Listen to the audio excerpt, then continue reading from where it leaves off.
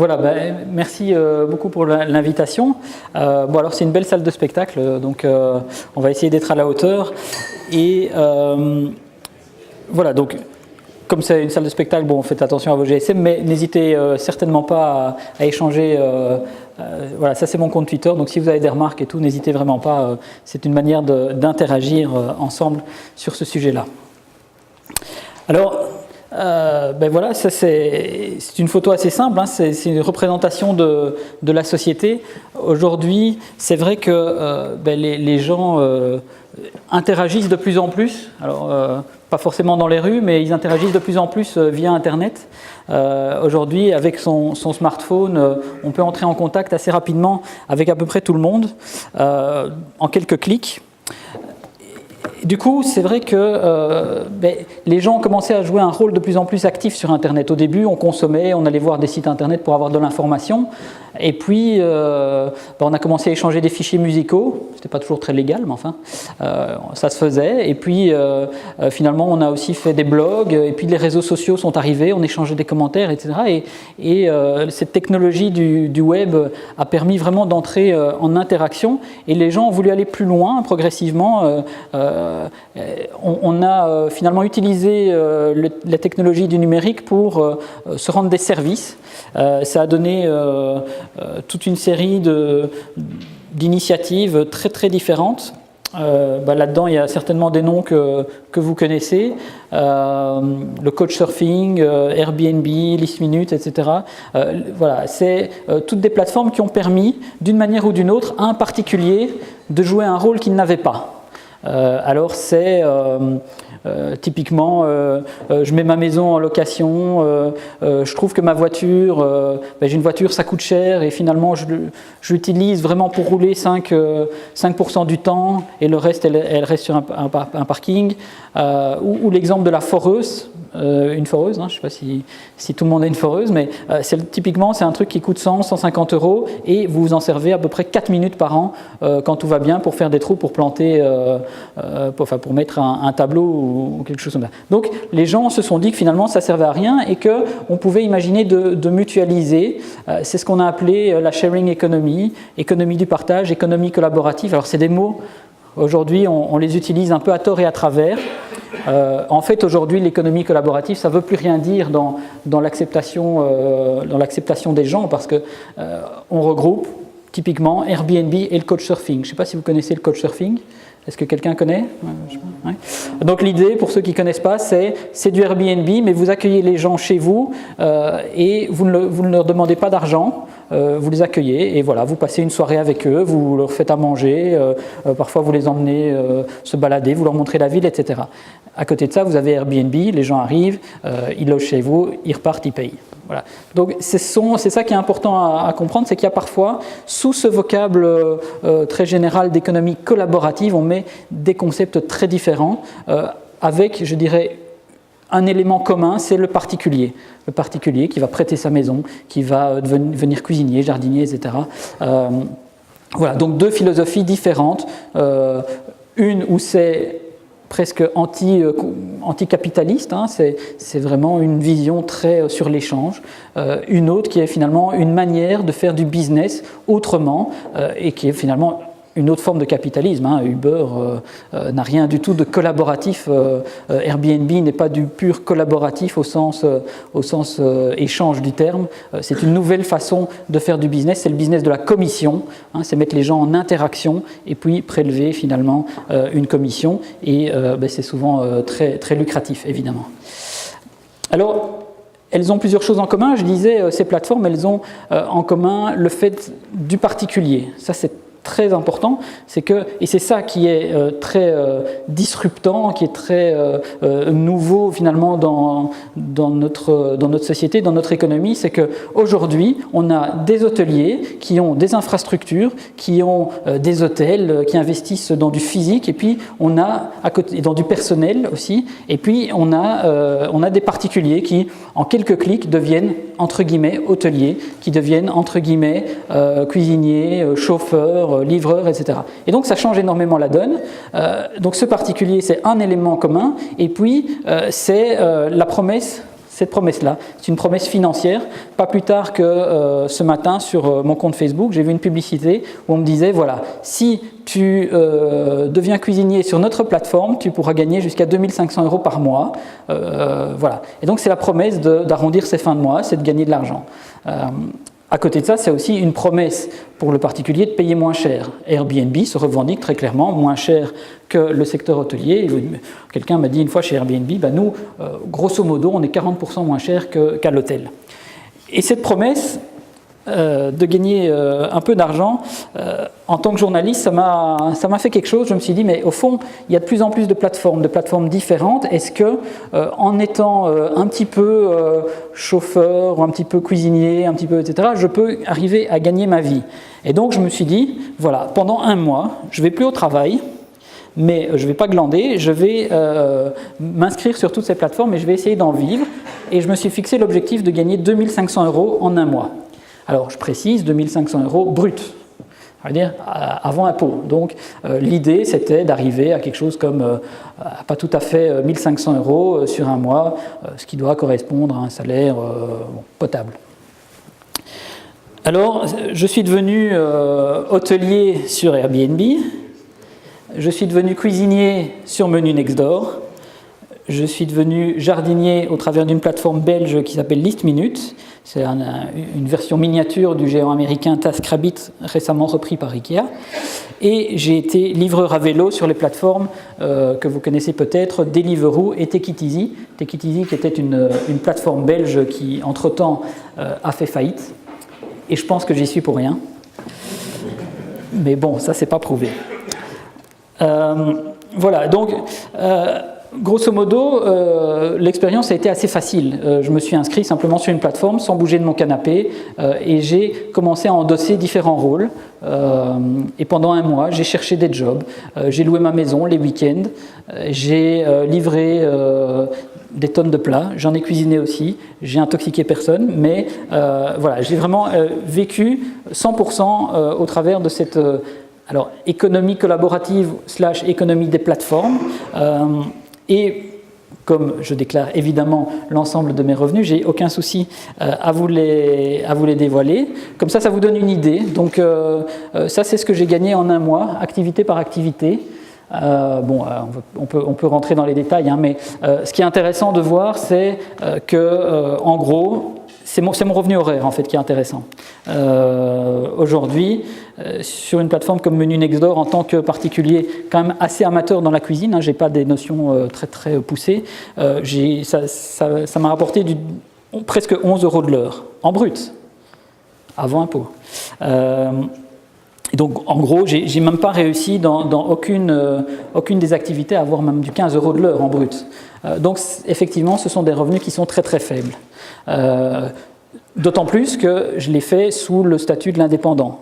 Indépendant complémentaire puisque je suis salarié pour mon employeur, mon magazine, mais j'ai un statut en Belgique qui est d'indépendant complémentaire et donc c'est le statut d'indépendant en plus de mes revenus salariés. Donc voilà, en gros, ça s'ajoute à mon salaire, donc je suis taxé là-dessus, tout comme un indépendant et donc voilà, ça vous donne une idée du type de rémunération de ces plateformes. Voilà, et donc, puisque je sais que le suspense était insoutenable, je n'ai pas réussi à gagner 2500 € sur un mois, mais j'ai eu 2124 € brut. Alors voilà, c'est pas énorme. Malgré tout, qu'est-ce que ça apprend? Ça apprend que oui, il y a moyen de, entre guillemets, gagner sa vie. On ne gagne pas bien sa vie, forcément, mais voilà, il y a moyen d'avoir des revenus.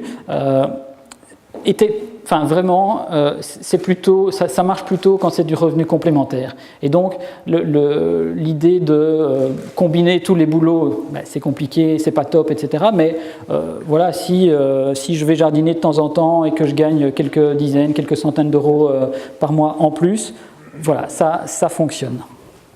Techniquement, en tout cas. Ce qu'on voit, c'est que toutes ces plateformes, aujourd'hui, elles sont présentes dans des secteurs qu'on connaît déjà bien. Il y a la voiture, tout ce qui est location, parce qu'il est possible de mettre sa voiture en location, il est possible de faire de la livraison, etc. Donc ça, ce sont des secteurs qui sont déjà identifiés comme touchés par l'économie des plateformes. Ça va loin, ça va jusque à la banque. Aujourd'hui, on peut se passer, c'est pas toujours facile et c'est pas encore généralisé, mais on peut se passer d'un intermédiaire d'une banque pour avoir un prêt. Et donc les tendances du crowdfunding, du crowdlending, le prêt ou l'investissement dans un projet se développent. Ça, c'est ce qu'on connaît déjà aujourd'hui. Mais c'est pas fini. Parce qu'en fait, le concept, le modèle de la plateforme, le concept Uber, de venir et de mettre des prestataires et des clients en relation, mais on peut le décliner à l'infini. Je veux dire, les entrepreneurs sont suffisamment imaginatifs que pour les multiplier dans des secteurs auxquels on pourrait ne pas penser aujourd'hui. Ça peut aller très très loin. Je vous ai apporté quelques exemples. Là, ce sont quatre exemples de start-up qui ont plus ou moins répliqué le modèle de Uber ou de Airbnb. D'ailleurs, moi en tant que journaliste, je reçois régulièrement des communiqués de presse avec des nouvelles entreprises qui se lancent et qui, pour me teaser, pour m'attirer, me disent « on est le Airbnb de… » On est le Uber du repassage, on est le… etc. etc. Et donc oui, ça peut se décliner à l'infini. Alors ça ne veut pas dire que tous vont marcher, bien sûr. Je vous donne cet exemple qui est assez intéressant, c'est Mila, qui est une plateforme qui permet à des particuliers d'aller rendre des services aux autres utilisateurs de la plateforme pour faire des branchements. Donc votre modem, votre décodeur, vos produits, vos outils informatiques, vos logiciels, etc. Ils peuvent venir et vous aider pour quelques euros à vous donner des conseils ou vous faire des démos ou vous faire des branchements, ce qui est aujourd'hui souvent des services proposés par des opérateurs télécoms. Une autre, c'est Motion Tribe, qui est une start-up belge il y a des photographes ici, les professionnels de l'image, photo et caméra, investissent alors grosso modo 20-25 000 euros dans du matériel. Ça va très vite, ça monte très vite, et ils ne l'utilisent pas tout le temps, pas tous les jours, et ils n'ont pas toujours toutes les dernières technologies. Il leur faut parfois la dernière caméra 3D pour tel ou tel projet, etc. Et quelques professionnels de l'image se sont imaginés faire une plateforme de mise en location de leur propre matériel. Donc quand ils ne l'utilisent pas, ils peuvent mettre leur matériel en location pour d'autres qui auraient besoin de tel et tel type d'objectif, de je ne sais pas quoi. Voilà. Bon, l'idée aussi qui commence à être connue maintenant, c'est de mettre son emplacement de parking. Si vous habitez autour d'un stade de foot et qu'il y a un match, c'est un peu le bazar pour les spectateurs pour pouvoir venir se trouver un emplacement. Et donc, comme il y a devant votre maison, votre place de garage avec interdit de stationner, vous le mettez en location.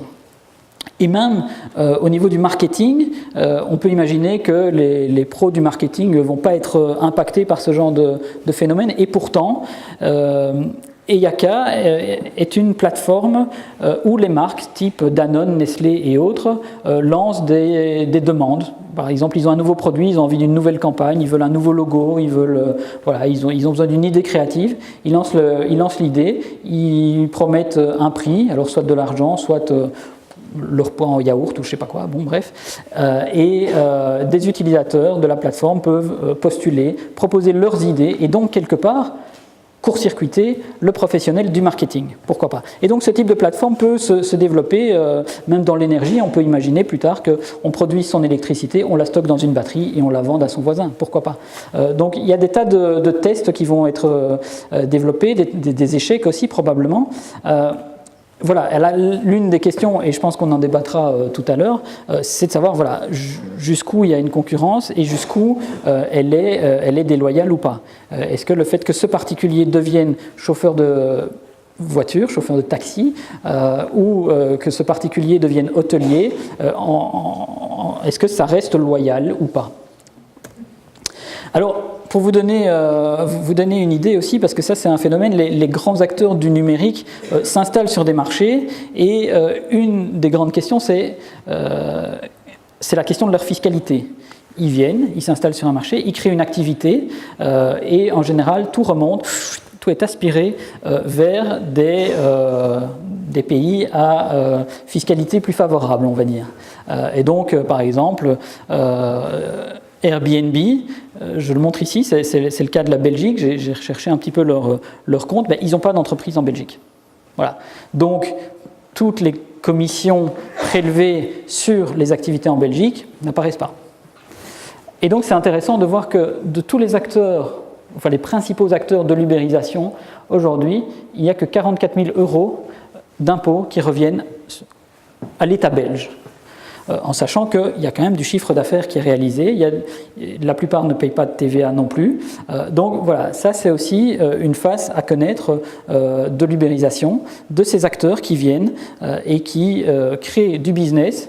C'est aussi le cas des GAFA, Google, Apple, Facebook, Amazon. Voilà, la question se pose aussi sur ces acteurs-là, qui sont des acteurs mondiaux pour la plupart. Et donc aujourd'hui, alors, on m'a dit qu'il n'y en avait pas tellement encore à Luxembourg, mais à Bruxelles, à Paris, dans certaines autres villes, on voit beaucoup de petits livreurs à vélo avec ce genre de boîte qui transportent une pizza, un plat chinois, je ne sais pas quoi, enfin n'importe quel plat préparé d'un restaurant. Donc ça, c'est ce qu'on voit, c'est ce qu'on commence à appréhender et qui rentre dans notre quotidien. Voilà, on a l'habitude et je dirais qu'un des phénomènes évident, c'est ce qu'on peut déjà appeler l'ubérisation 2.0. C'est dans quelques temps, votre livreur, il ressemblera à ça. Enfin, peut-être pas tout à fait à ça, mais enfin, il sera peut-être moins sympa. Mais c'est effectivement le phénomène de la robotisation. C'est assez symptomatique. Aujourd'hui, on parle beaucoup d'intelligence artificielle, on parle aussi beaucoup de drones, etc. Et ce qui est intéressant, c'est de voir qui s'active aujourd'hui à développer des véhicules autonomes. L'image n'est pas très grande, mais enfin on voit dessus, on voit sur la voiture qui est en train de faire des tests. Alors il y a Google, bien sûr, on le sait, mais Uber. Uber qui aujourd'hui vante son modèle à dire on donne du boulot à des gens qui n'en ont pas, on met des gens au travail derrière un volant. Uber est en train de développer le véhicule autonome. Ils sont en train de faire des tests. Parce qu'en fait, Uber, et on le voit, les chauffeurs Uber sont de moins en moins contents, puisque les prix définis par la plateforme ont tendance à baisser, il y a de plus en plus de révoltes. Donc Uber, l'objectif, ce n'est pas de donner du travail à des gens, leur objectif, c'est de transporter une personne d'un point A à un point B. Que ça se fasse avec de l'humain derrière un volant, fine pour le moment, parce qu'on ne sait pas quoi faire d'autre. Mais quand ils seront au point, ils vont développer des voitures autonomes. Donc forcément, le salaire des chauffeurs, on ne s'en préoccupera plus. Alors ça paraît de la science-fiction, mais on parle aussi de livraison par drone. Des tests sont menés par Amazon, qui ne sont pas des petits acteurs, qui sont quand même des acteurs aux poches profondes. Et donc on peut imaginer qu'effectivement, ça ne va sans doute pas couvrir l'ensemble des livraisons. Sans doute qu'il y aura toujours des livreurs et qu'il y aura toujours des colis qui devront être emmenés dans des voitures, mais un certain nombre de colis pourraient bien passer via ce système-là. Autre exemple, la Poste en Suisse a fait des tests sur une machine comme celle-là, une espèce de petite caisse à roues automatisée qui pouvait transporter des colis d'un point A à un point B. Voilà, c'est automatique. C'est un produit qui est développé par l'un des anciens fondateurs de Skype qui développe Starship, cette petite machine qui est grosso modo ressemblant à celle de Domino's Pizza. Voilà, donc grosso modo, quand je vous disais le petit robot là, qui vient vous livrer, on n'y est pas encore, mais c'est plus tout à fait de la science-fiction comme on pourrait l'avoir dans les films. Et même ceci, qui est quand même une image purement science-fiction, le volocoptère a réalisé ses premiers tests à Dubaï au mois de septembre. Et donc c'est un drone capable de transporter une personne d'un point A à un point B par les airs. Alors évidemment, la grande question, c'est comment réagir face à un mouvement comme ça qui est relativement violent. Alors il y a eu cette réaction-là. je pense qu'on en parlera tout à l'heure avec Karim. Il y a eu cette idée de freiner un maximum, se dire voilà, ces acteurs-là, on n'en veut pas. C'est la première fois qu'un logiciel renversait une voiture. Hein. Quelque part, c'est la première fois qu'un logiciel physiquement, donc le logiciel de Uber, a poussé à renverser une voiture. Voilà, ce qui veut dire à quel point ça peut être puissant. Voilà, c'est l'idée de dire, voilà, ces acteurs-là, on n'en veut pas, on fait ce qu'on peut, mais voilà, pour l'instant, ça n'a pas marché, bien que on voit qu'Uber, même s'il continue à s'installer sur de plus en plus de marchés, il rencontre certains revers, hein, notamment à Londres tout récemment. Mais voilà, les choses sont quand même en place. Dans beaucoup de villes, Uber est toujours disponible, se développe, de plus en plus de personnes font appel à ce type de service. Donc, on va dire que le mouvement de blocage n'a pas encore vraiment marché. Et par contre, ce qui est intéressant, c'est que les taxis, moi je le vois à Bruxelles, les taxis qui ont d'abord commencé par freiner au maximum, alors ils continuent à freiner, hein, attention, mais ils ont aussi évolué. C'est-à-dire que sous les coups de butoir d'un Uber, ils ont aussi décidé de promouvoir leurs applications mobiles, d'améliorer leurs services, notamment en mettant des journaux parfois dans les taxis, en mettant du Wi-Fi, etc., en offrant la fameuse bouteille d'eau à la Uber et quelques bonbons, ce qui est anecdotique, mais enfin, ça montre cette volonté aussi d'évoluer. L'autre réaction, c'est ça. Je disais, ben, le modèle Uber peut se décliner à des tas de secteurs. Ben, on peut se dire aujourd'hui, moi je suis dans un secteur, je vois pas trop, je sais pas, je pense pas qu'il pourrait y avoir une plateforme, on est encore en croissance, donc il n'y a pas vraiment de souci. Donc je peux mettre la tête dans le sable, mais à un moment donné, le risque en faisant ça, c'est que oui, vous pouvez avoir un concurrent issu du numérique qui vienne sur votre plate-bande. Et cette attitude de la tête dans le sable, je pense que certains acteurs, pourtant très à la pointe dans les technologies, ont eu cette attitude et ont complètement disparu. Je veux dire, ces entreprises-là, aujourd'hui, on ne les voit plus, ou presque plus. BlackBerry, c'était les rois du pétrole, je veux dire, c'était hyper populaire, c'était hyper successful, mais ils ont totalement disparu, ils ont raté le train du numérique, ils ont raté le virage, ils n'ont pas cru à l'écran tactile en disant que leur petit clavier était toujours beaucoup plus rapide et qu'aucun professionnel n'allait se satisfaire d'un écran tactile. Aujourd'hui, on n'entend plus parler de BlackBerry. Nokia, pareil, numéro 1 mondial, un Européen en plus, a été totalement laminé par l'arrivée du smartphone, a totalement disparu, ils ont raté le virage, peut-être qu'ils ont mis la tête dans le sable, et c'est d'autant plus le cas de Kodak qui, eux, avaient la technologie, ils avaient la technologie de l'appareil photo numérique, mais ils ont mis la tête dans le sable, ils se sont dit ça ne va jamais prendre autant que le film, parce que le film donne une meilleure qualité, etc. Non, le numérique s'est amélioré. Et donc, le numérique qui aujourd'hui, on dit, mais non, les drones, ça ne marchera pas, ils ne vont jamais livrer des colis. La petite machine sur roue là, qui ressemble à rien, elle ne va jamais m'apporter une pizza. Dans 10 ans, je ne suis pas convaincu. On verra. Et donc, ce sont des menaces. Ça peut être source d'opportunités. Je vous ai pris quelques exemples, je les parcours rapidement. Ce sont des exemples belges, désolé, mais c'est ceux que je connais. Daily Trader est une chaîne, ce sont des magasins un petit peu luxe qui sont des magasins de proximité. C'est une chaîne de magasins de proximité où vous pouvez acheter des petits plats. Donc vous sortez du boulot, vous passez chez eux, vous prenez des solutions repas, vous achetez un plat préparé, un dessert et votre bouteille de vin. Et voilà, et vous rentrez chez vous et c'est voilà. Ça c'est le concept. Mais Daily Trader, qui marche assez bien, n'a jamais proposé d'e-commerce. Voilà, pas d'e-commerce et pas de livraison, qui sont deux créneaux aujourd'hui hyper populaires. Je veux dire, c'est ce qui fait la croissance de certains restaurants, ce qui fait la croissance de certains commerçants, c'est l'e-commerce. Et donc, ce qu'ils se sont dit, c'est on s'associe à Deliveroo. Et donc, on va se greffer sur la plateforme de Deliveroo et désormais, nos petits plats peuvent être non pas retirés dans nos magasins, mais ils sont livrés par les petits coursiers à vélo dont j'ai fait partie pendant un temps. Alors, ce sont des tests, on ne sait pas ce que ça va avoir comme impact.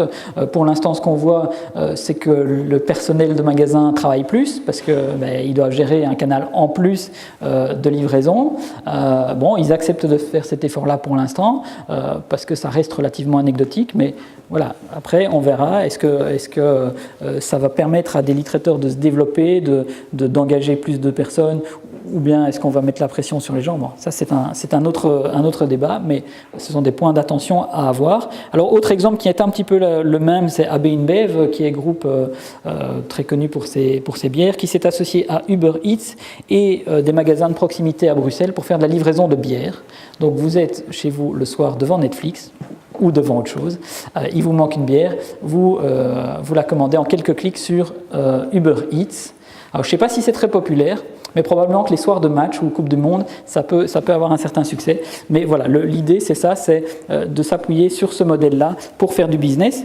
Et un autre exemple beaucoup plus étonnant et qui a fait un peu de bruit chez nous en Belgique, notamment auprès des syndicats forcément, c'est le groupe La Poste, Bipost, notre poste national, qui a observé autour d'elle qu'il y avait de plus en plus d'acteurs issus du numérique qui proposaient un service de livraison. Parce que c'est vrai que l'e-commerce se développant, le consommateur étant de plus en plus impatient, il y a des modèles qui se développent avec des gars qui livrent à vélo tout et n'importe quoi. En France, il y a Stuart qui s'est fort développé, qui a d'ailleurs rejoint le groupe La Poste. Et donc, notre poste belge a observé ce phénomène aux alentours et s'est dit, oui, à un moment donné, ils vont arriver sur notre marché. Il n'y a pas, les barbares arrivent. Et donc, leur réaction, enfin une de leurs réactions, c'est la création d'une start-up qui s'appelle Bringer. Alors, je vous dis que ça a fait du bruit, parce qu'en fait, Bringer a créé cette plateforme et a permis aux particuliers de s'inscrire, de mentionner les trajets qu'ils ont l'habitude de réaliser, les jours où ils les réalisent, et se sont dit prêts à emporter des colis avec eux. Donc, que j'ai une voiture ou que j'aille en train, je peux dire, voilà, je viens de Bruxelles à Luxembourg tous les mercredis et je suis susceptible d'emmener quelque chose avec moi. Et donc, La Poste a elle-même créé son modèle Uber. C'est elle qui fait cette plateforme. Elle fait appel à des particuliers. Elle fixe les prix. Et elle empoche une commission, 20%. Voilà. C'est typiquement le modèle Uber. Alors évidemment, ça a fait du bruit parce qu'on s'est dit, bah oui, ça y est, maintenant, La Poste elle-même va chercher des particuliers pour faire le boulot des postiers. Alors, évidemment, ils se sont défendus en disant que non, on ne fait pas la même chose, ça ne remplace pas le courrier normal, mais ça permet de toucher de nouveaux créneaux, notamment celui de l'e-commerce, sur des sites comme, chez nous, on a des sites de petites annonces comme Seconde Main, je ne sais pas très bien quel est l'équivalent ici, mais c'est des particuliers qui se font voilà, j'achète un micro-ondes à un gars qui a mis une petite annonce, je fais appel à Bringer pour livrer ce micro-ondes, alors que La Poste ne fait pas ce type de livraison, en tout cas, c'est assez compliqué, et même en dehors des heures. Donc là, je pense que ça va vous intéresser, puisque forcément, c'est la possibilité de rendre des services après, on va dire, après 17 heures. On peut se faire livrer un truc à 3 heures du matin si on se met d'accord avec l'autre particulier. Et donc, un des arguments de La Poste, c'est ça nous permet de développer des nouveaux marchés. Ce n'est pas concurrent à ce qu'on fait. Et d'ailleurs, ce type de livraison-là, avec les structures que l'on a, sous-entendu avec les règles syndicales aussi, enfin ce que les syndicats nous imposent ou ce qu'ils nous refusent, on ne pourrait pas le faire. Voilà. Et donc évidemment, ça a fait du bruit. Alors Bringer n'est pas encore très populaire en Belgique, donc ça n'a pas encore chamboulé le modèle, ça n'a pas encore mis des postiers sur le carreau, mais voilà, c'est un point d'attention évidemment à avoir. Voilà, donc c'était un petit parcours. Je vous remercie de votre attention. Évidemment, je vais céder la parole à Karim. Et puis je serai ravi d'échanger avec vous sur ces sujets. Merci beaucoup. Bonsoir à tous. Et merci aussi à l'OGBL pour son invitation. Ça fait plaisir de voir un peu ces luttes, l'internationalisation se développer, puisque j'ai fait plusieurs conférences. C'est vrai qu'auparavant, on n'avait pas souvent l'occasion de se rencontrer. Je pense que c'est un plus. Donc, je suis chauffeur de taxi. Je représente la CGT Taxi.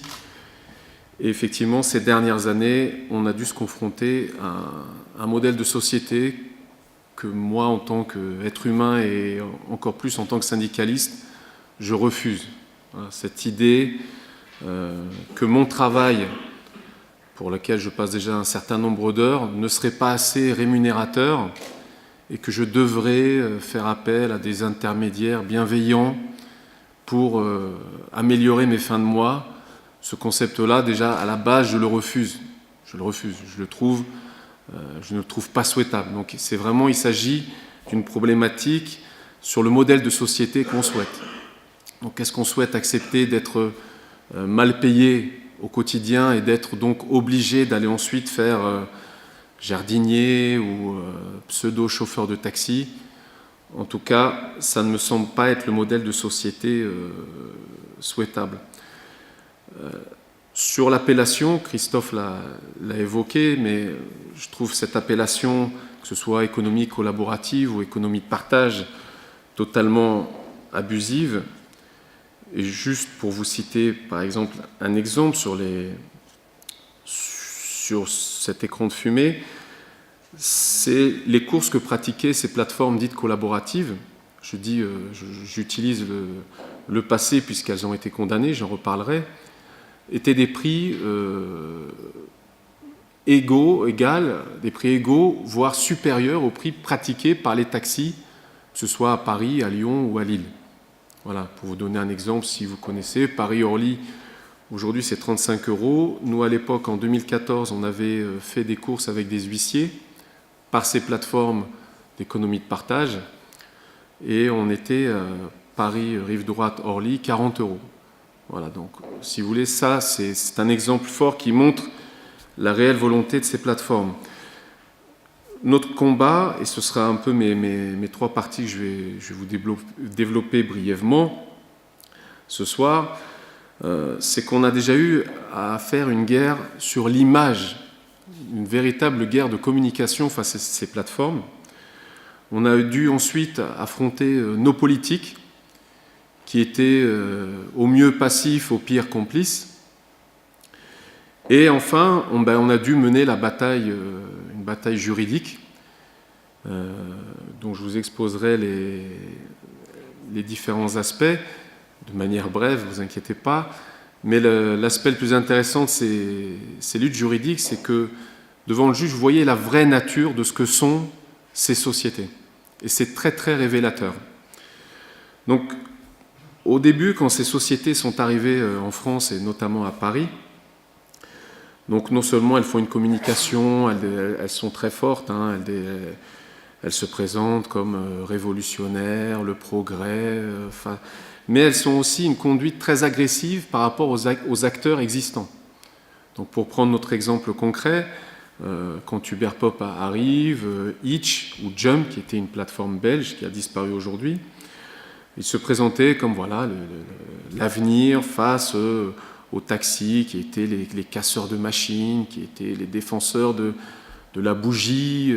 Enfin voilà, il y avait toute une communication qui était développée par des médias assez complaisants. Et quand on sait par exemple qu'un des actionnaires à l'époque d'Uber était Google, et qu'on connaît l'importance qu'a Google dans le monde de l'information, vous imaginez bien que notre combat était rude, puisque combattre contre Google, qui est le boss des médias dans le monde aujourd'hui, ça n'était pas évident. On a une plateforme en France qui s'appelle Hitch, qui se prétend collaborative et sur le partage des frais. Eux, ils ont dans leur actionnaire Xavier Niel, qui est un des nouveaux tycoons français, un des milliardaires français, qui a développé la marque Free, qui est très proche de notre président actuel. Donc, on a dû faire face à des influences très fortes. Donc, on a commencé par mener une bataille de communication dans notre acte, dans notre communication vis-à-vis des médias, en rappelant quels étaient les actionnaires notamment d'Uber. Donc quand on leur dit qu'un des premiers actionnaires d'Uber, c'est Goldman Sachs, je veux dire, Goldman Sachs est connu par la plupart des gens depuis la crise des subprimes. Ce ne sont pas des enfants de cœur. Ils ne sont pas là pour améliorer le quotidien des travailleurs, quels qu'ils soient, des citoyens. Ils sont là pour venir dans un pays, le piller. Et donc, c'est ces gens-là qui étaient derrière, enfin qui sont derrière Uber. Il y avait Google. Donc Google, Christophe a évoqué les GAFA. On connaît aussi le modèle économique de ces nouvelles grandes sociétés qui sont de venir dans des pays, faire du business, mais ne surtout pas participer au système de solidarité, quel qu'il soit, puisqu'ils organisent ce qu'ils appellent leur optimisation fiscale. Je sais que je suis au Luxembourg, donc je le dis doucement, mais voilà, enfin, on sait très bien que ce sont des sociétés qui ne veulent pas participer aux efforts que demande une société. Ils veulent prendre les bénéfices. Voilà, donc on a mené cette bataille. Comme je vous l'ai dit, ça n'est pas évident, mais au fur et à mesure du temps, ce n'est pas que grâce à nous, mais avec le temps, ils se sont révélés. Il y a eu de nombreux scandales. Et hier, je lisais dans les Échos, c'est la presse économique libérale, capitaliste française, un journaliste dans une chronique qui s'inquiétait de ce qu'était devenu Uber, c'est barbare. Donc l'idée a fait son cheminement et finalement ce premier combat de l'image, il n'est pas totalement gagné parce que certains semblent porter un espoir encore dans ces plateformes, dans la plupart de ces grosses plateformes. Mais il y a un cheminement qui a été fait et on a dû passer par ce combat-là. Sur le combat politique, ça a été aussi très compliqué, très compliqué, puisque ces sociétés, leur plus gros poste de dépense, comme je vous l'ai dit, ce ne sont pas les cotisations sociales, les impôts, les taxes, mais c'est les avocats et les lobbyistes. Donc ils ont fait une vraie politique de lobbyistes, ce qui fait que quand nous, syndicats, organisations professionnelles, nous allions devant un petit député français pour lui dire ces points-là n'étaient plus possibles, ça ne pouvait plus tenir, des particuliers qui font le même métier que nous, alors que nous avons passé un examen, nous avons des formations, nous avons des visites médicales, nous avons acquis chèrement ou loué chèrement une licence, puisqu'en France tout s'achète. Donc ça n'était pas possible. Eh bien, pour vous citer l'exemple du député Grand-Guillaume, qui a présenté une loi en 2016 en France, quand il nous a présenté son projet de loi, il nous demandait si nous étions satisfaits. Nous, on lui disait on n'était pas du tout satisfaits, qu'il y avait du recul par rapport aux discussions qu'on avait eues, mais en fait, son propre groupe parlementaire, qui était le Parti socialiste, il nous a montré le mail, avait été touché avant même qu'il présente la loi à son groupe. Tous les députés étaient arrosés de mails par des lobbyistes leur disant « Attention, si vous suivez M. Grand-Guillaume, vous allez créer du chômage, vous allez détruire l'emploi, on crée l'emploi dans les quartiers populaires, etc. » Enfin, voilà, il y a vraiment... nos politiques sont sous une forte pression. Et parfois, il faut le dire aussi, ils en profitent. Donc, au niveau français, on avait par exemple le conseiller du ministre des Transports, le chargé de communication, pardon, du ministre des Transports à l'époque, qui s'appelle Grégoire Klopp, qui est passé chez Uber. Donc, vous imaginez quand vous avez l'habitude de discuter avec les transports et que vous voyez que le chargé de communication passe chez l'ennemi, pour ainsi dire, c'est inquiétant. Au niveau européen, vous connaissez peut-être une ancienne, comment ils appellent ça là, Nelly Kroes, qui était chargée de la commission sur la concurrence, donc sur la concurrence comme par hasard, elle est passée chez Uber. Un ancien, au niveau des États-Unis, un ancien conseiller d'Obama, David Plouffe, est passé également chez Uber.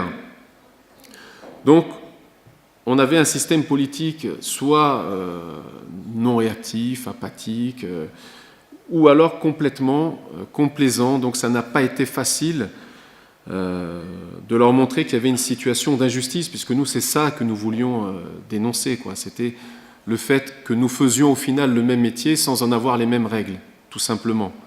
Mais pour arriver à leur faire entendre cela, c'était très compliqué parce que voilà, le message était brouillé, ce qui a fait qu'effectivement, comme le dialogue, on nous fermait les portes où il n'y avait pas du tout de dialogue, on a été contraint de faire des mouvements de rue. Christophe a montré une des photos d'une manifestation qui était consacrée à la lutte contre Hubert Popp, qui était en juin 2015, qui a été très très chaude, mais ça n'était pas quelque chose d'organisé, d'orchestré par les organisations professionnelles, puisque la CGT n'était pas seule, mais c'était le désespoir, vraiment le désespoir des chauffeurs qui amenait à de tels débordements. Et ces débordements-là, il y en a eu lors de cette manifestation, mais il y en avait tous les soirs.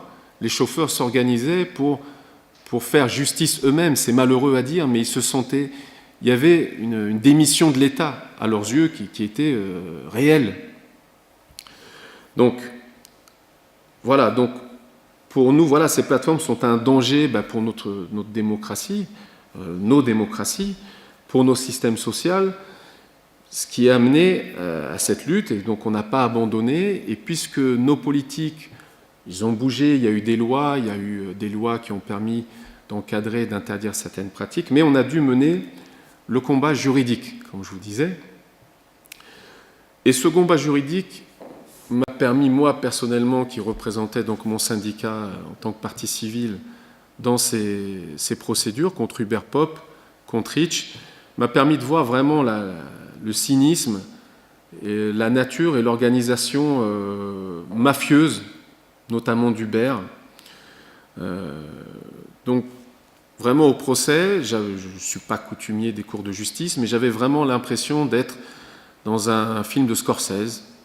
Donc vous voyez les deux responsables d'Hubert arriver avec leur garde du corps. Voilà, ils arrivent en convoi de 5-6 voitures, ils ont ensuite des gardes du corps dans l'audience, dans la cour de justice, alors que vous avez une dizaine de gendarmes quand même qui sont là. Il y avait le véritable dirigeant sur le papier d'Hubert, qui était le véritable homme de paille. C'était un homme, je crois, qui venait d'Irlande, qui a été interrogé par la juge, mais devant la juge, vous ne pouvez pas tricher. Donc on voyait clairement que ce type-là ne connaissait rien au quotidien de cette société. C'était clairement un homme de paille, puisque ces sociétés-là, on le voyait bien, ont organisé leur irresponsabilité juridique. Donc non seulement ils ne veulent pas participer aux systèmes sociaux des pays dans lesquels ils sont, mais ils organisent également leur structure avec des filiales à l'étranger, en Hollande, dans le Delaware, etc. On ne sait plus qui est le responsable. Et les deux, je dis entre guillemets responsables français, je le dis entre guillemets pour ne pas avoir de procès, qu'ils étaient connus dans tous les médias, qu'ils étaient invités tous les jours à BFM TV, je ne sais quoi, pour balancer leur sauce, qui sont messieurs Thibaut Saint-Phal et monsieur Dimitri Gorgotti. Quand ils allaient dans les médias, vous aviez la petite écriture en bas, directeur général Hubert France, directeur général Hubert Europe de l'Ouest. Mais devant une cour de justice, ils n'étaient plus ces personnes-là, non. Ils avaient les mêmes identités, mais ils étaient devenus de simples salariés qui n'avaient aucune responsabilité. Il aurait été injuste que la Cour les sanctionne. Donc il y avait vraiment une organisation, je le dis, mafieuse. Un autre exemple qui montre l'absurdité de leur situation, c'est que les ondes de radio françaises ont été inondées des publicités d'Hubert Popp. Ils ont payé une campagne de pub massive sur les 10 plus grandes chaînes radio en disant clairement « Venez, vous allez avoir un travail, vous allez gagner de l'argent avec nous ». Ça n'était pas un simple partage de frais, c'était clairement explicité. Dans le tribunal, donc c'est une cour pénale, c'est sérieux. La juge leur a fait écouter ce spot publicitaire et les deux responsables, entre guillemets, d'Hubert France ont dit devant la juge textuellement « c'est la première fois qu'on entend ce spot ». Alors que quand ce spot passait en radio, on avait 50 appels, nous, à la permanence syndicale, en nous disant « qu'est-ce que vous faites ? Mais c'est incroyable, ils font de la publicité pour du travail au noir, pour du travail du taxi illégal, c'est incroyable, enfin, on aura tout vu. » Voilà. Mais ces personnes-là, devant des juges, ne se démontent pas. Ils sont là avec leurs grands avocats très très chers et ils disent non, non, j'ai jamais entendu. Il y a eu une perquisition dans leur siège parisien, la juge leur montrait des documents, jamais vu. Vraiment, j'avais l'impression de voir des trafiquants de drogue à qui on présentait des stocks. Voilà. Ils étaient vraiment... C'était incroyable. Concernant Hitch, qui est la société où Xavier Niel est actionnaire, eux, ils avaient une autre approche qui était aussi complètement absurde. C'est qu'ils n'ont pas compris en fait qu'ils étaient devant une cour pénale. C'est-à-dire que le responsable, là, il n'y avait pas de jeu d'irresponsabilité, mais le responsable pénal se croyait justement devant BFM TV, notre petit CNN local, et il répétait son discours sans répondre au juge. La juge lui demandait « Vous avez quel âge ?» En gros, j'exagère le trait, mais « Vous avez quel âge ?»« Non, nous sommes le Blablacar des centres urbains, c'est une économie de partage, nous partageons les frais, nous permettons aux gens d'amortir leurs véhicules, etc. » Enfin bon, c'était risible, c'était vraiment risible, ça n'a pas du tout plu évidemment à la juge. Et au final, donc, ces plateformes-là qui prétendaient aider les particuliers à arrondir leur fin de mois, etc., ont été condamnées par le droit français. Donc, en première instance, malheureusement, Uberpop, c'était 2014, Hitch a été créé la même année. On a juste eu les jugements en première instance, donc ce sont des sociétés qui vont faire appel, mais ils ont plus ou moins... Uberpop n'exerce plus. Hitch a dû revoir sa formule, a remodelé sa formule, mais enfin, on a eu la démonstration à travers nos différentes luttes, à travers, comme je vous ai dit, les procès, à travers les écritures, parce qu'ils ne peuvent pas que mentir. On voit vraiment la véritable nature de ces sociétés-là, qui ne sont pas du tout dans je ne sais quel partage, ou en tout cas, on n'a pas la même définition de ce qu'elles partagent. Ils sont là pour faire du profit. Ils se sont donné un visage un peu plus noble, mais ça n'est qu'une façade, ça n'est qu'un écran de fumée. Et pour conclure, je dirais simplement que nous ne nous battons pas contre la technologie. Une application taxi en France, ça existe depuis 2007, ça existe depuis 10 ans. C'est vrai qu'elle n'avait pas l'efficience de celle d'Uber, etc. Mais le propos de la CGT Taxi et des autres organisations, ça n'est pas dire que nous sommes bien sûr contre le progrès, contre la digitalisation de l'économie. Nous sommes pour si elle est au service de la société et donc des individus, mais pas si elle est accaparée par quelques individus au détriment de la société. Donc notre combat était celui-ci, et cette forme d'économie-là, Uber, Hitch, Pop, même Airbnb, pour nous ne devrait pas, devrait être combattue dans chacune des sociétés où elle s'installe pour tous les méfaits qu'elle cause. Voilà ce que je voulais dire. Voilà. Merci à vous.